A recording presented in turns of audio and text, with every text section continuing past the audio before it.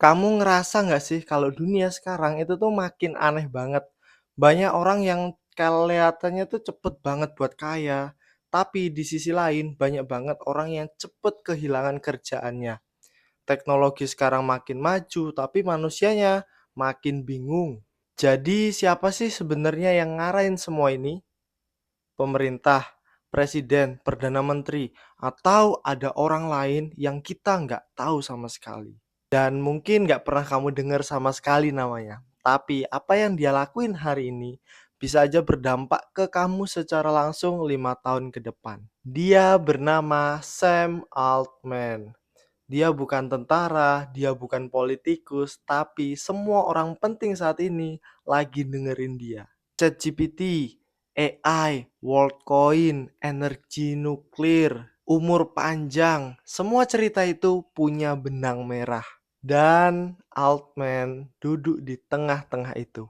Ini tuh udah bukan soal konspirasi lagi, ini soal kekuatan yang kita kasih ke dia tanpa kita sadari. Jadi sebelum kamu bilang teknologi itu tuh cuman buat orang kota, AI itu nggak berpengaruh langsung sama aku saat ini, nggak berpengaruh sama nasibku. Coba kamu stop dulu dan dengerin dulu. Mungkin hidupmu ke depannya bergantung sama Sam Altman. Jadi, siapa Sam Altman itu? Dia lahir di Amerika di kota kecil bernama St. Louis. Bukan dari keluarga kaya Amerika Serikat, tapi orang biasa-biasa aja. Tapi ada yang beda. Dia umur 8 tahun itu udah punya sesuatu yang beda. Dia tuh udah bisa bongkar pasang mesin komputer men di usia 8 tahun ya. Dia tuh bukan anak yang suka main di luar, main sepak bola atau main basket, bukan. Dia lebih suka baca manual tentang mesin komputer. Kemudian waktu dewasa, dia tuh kuliah di Stanford, jurusan komputer.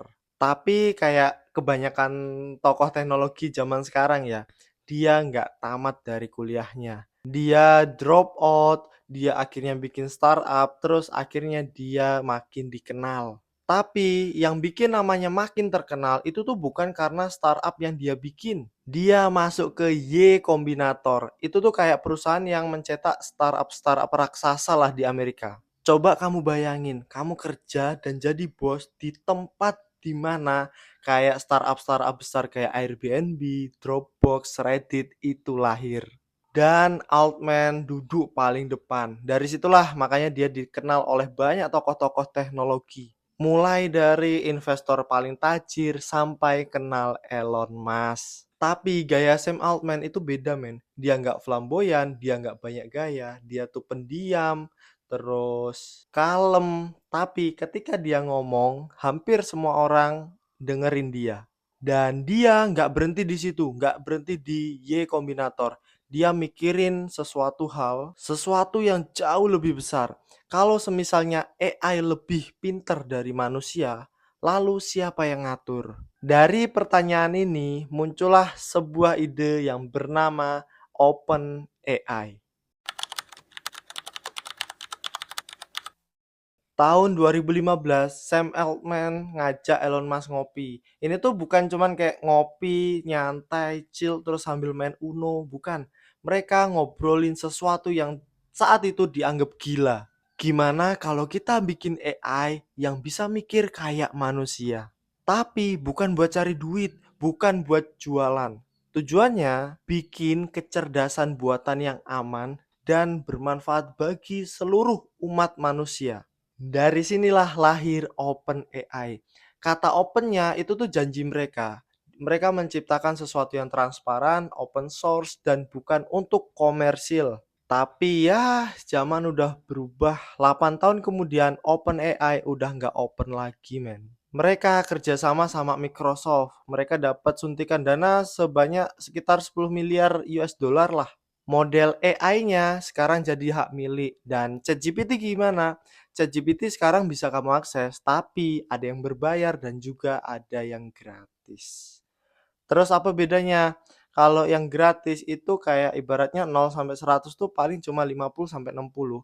Tapi kalau yang berbayar bisa menguak semuanya sampai 100 performanya ya. Sekarang pertanyaannya, kok bisa organisasi atau perusahaan yang katanya untuk umat manusia sekarang jadi tempat untuk mencari uang miliaran US dollar? Jawabannya ada di Sam Altman.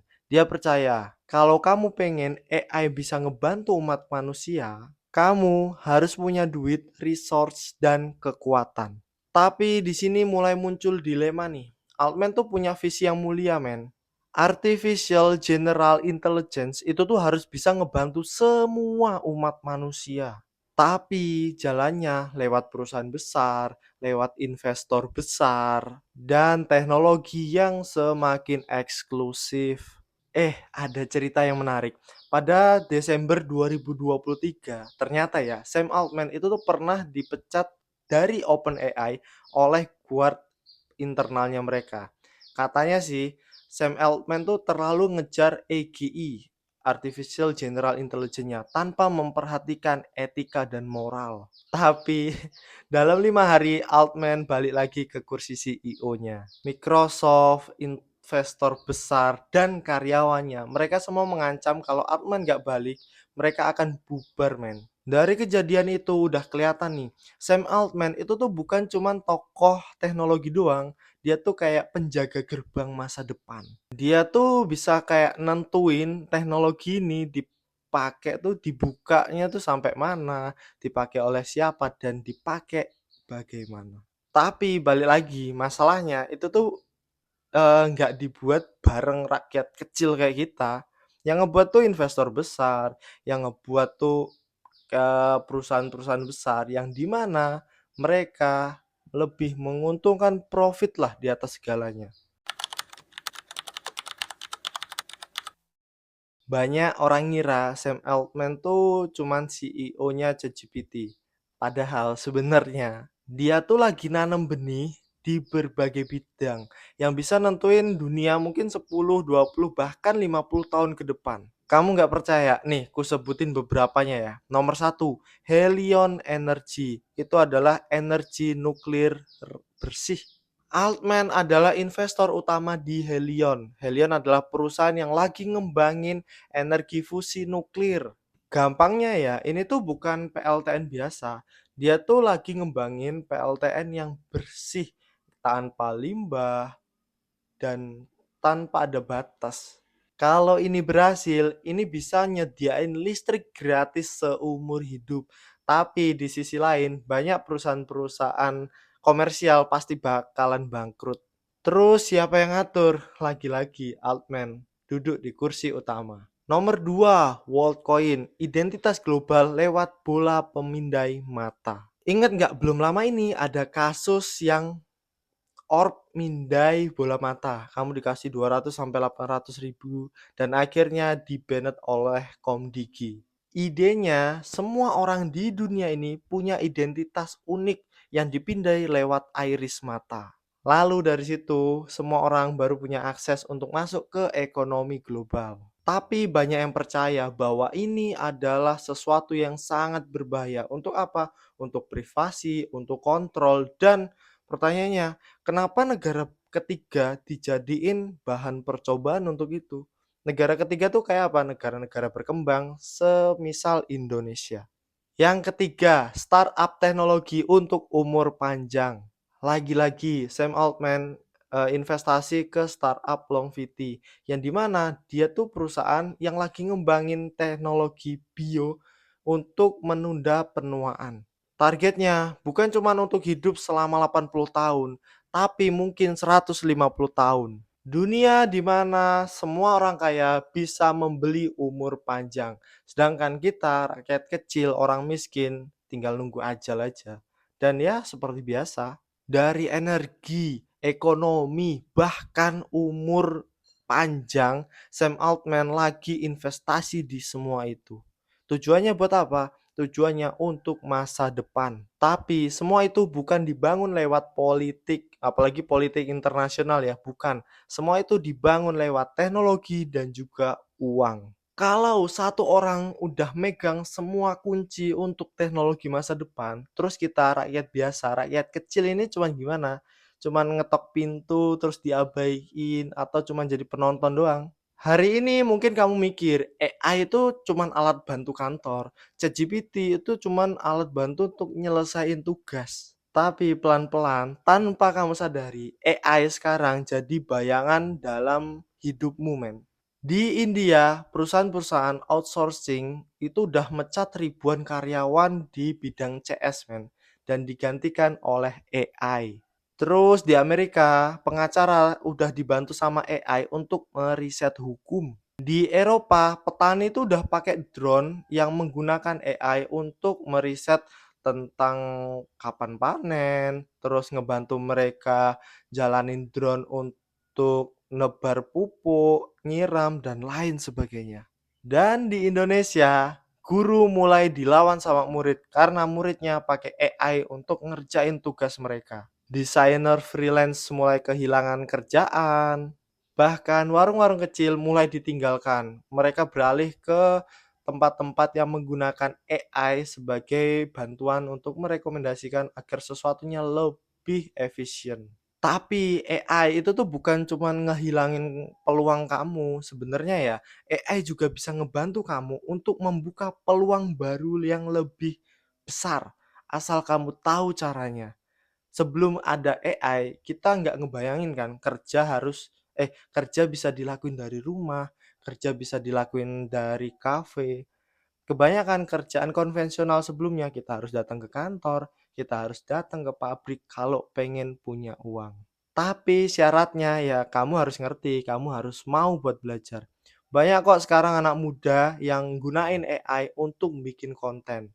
Ya salah satunya aku. Bikin produk, bikin iklan, belajar kripto, pakai tools-tools gratis yang dulunya dipakai perusahaan. Untuk apa? Untuk cari cuan dari rumah dan tanpa kerja keras. Tapi syaratnya cuma satu, kamu harus mau buat belajar dan ngerti dulu.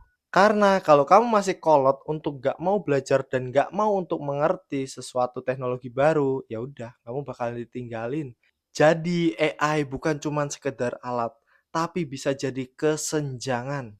Bukan soal siapa yang punya kepala dan otak lebih besar, tapi siapa yang punya akses. Lalu muncul proyek kayak Worldcoin tadi, yang orb itu tadi, yang dateng nyeken mata kamu, yang katanya untuk ngebantu ngebuat identitas global agar kamu bisa masuk ke sistem ekonomi global. Tapi faktanya ribuan orang di Kenya, di India, dan mungkin di Indonesia kemarin, mereka antri untuk scan bola mata agar apa? Agar dapat uang gratis. Tapi mereka nggak tahu hasil dari scan itu akan digunakan sebagai apa nantinya di masa depan. Dan sekali lagi, semua keputusan ini ada di meja Sam Altman. Dan yang kena dampak langsung siapa? Kita. Jadi pertanyaannya, kalau AI bisa bikin kamu cepet kaya atau kamu miskin, bisa bantu kamu untuk jadi pinter atau jadi boneka sistem. Terus siapa yang punya kuasa untuk mengendalikan itu semua? Dunia sekarang berubah bukan karena kita ikut milih, bukan, tapi karena ada orang di balik layar yang mengendalikan dunia kita lewat teknologi. Sam Altman itu tuh bukan super villain, tapi dia juga bukan penyelamat dunia.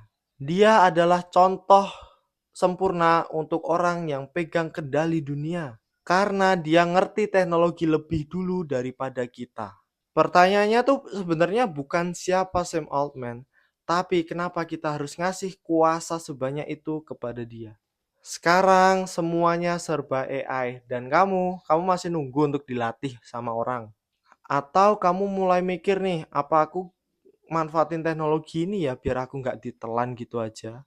Semua keputusan itu ada di tanganmu sendiri. Kamu pengen jadi penonton dan ditelan sama teknologi algoritma, atau kamu pengen ngelawan dan memanfaatkan celah untuk cari peluang di situ. Kalau kamu suka sama videoku, jangan lupa untuk subscribe, like, dan kita diskusi di kolom komentar. See you di next video.